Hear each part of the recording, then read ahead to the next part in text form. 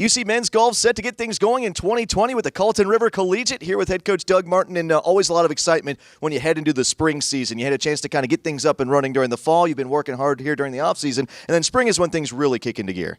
No question. I think, the thing about the fall is all the teams are coming off the summer golf, and everyone's really kind of playing really on an equal playing field. Then you come into the spring season, and really the challenge for a lot of teams is the weather. How does the weather impact your ability to get out and practice?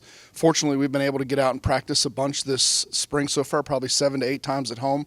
Plus, we just came off a practice trip to Florida last weekend. So we've got some good reps in, and we'll be ready to go at Colleton River.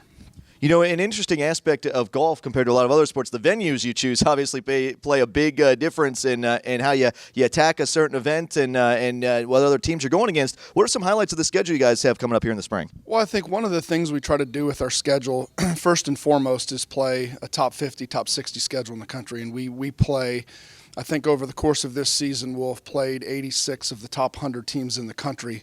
Some of those are duplicate teams, but scheduling, number one, is very important to us. The second thing we do with schedule is try to give the kids opportunities on different types of grasses. So we play on Bermuda, we play on overseeded rye, bluegrass, bent, so that just to get them to experience different grasses. Our conference championship is played on Bermuda at Innisbrook.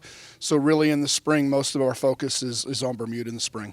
That certainly plays a factor when you look at it, and a great way to kind of build up practice and experience for that. We've watched this team the last several years. Obviously, we've had some great players come through, Austin Squires, Davis Baxter, and others. But with those players graduating, moving on, it's created opportunities for the new guys to come in and start to make their mark. Well, it certainly has. And this past weekend, one of the things when you're building a program is to have former players be able to come back and talk to your kids.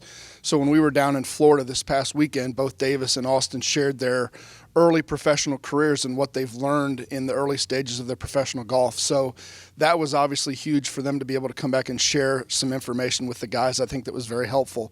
As far as the younger guys, we really are a young group. And going to Colleton River, we're going to have 2 freshmen, a sophomore, 2 juniors in our starting 5. So we've got a lot of young guys that are trying to learn on the run, and that's all part of the development. But I'm really pleased with where we are 1 through 10 right now as a group.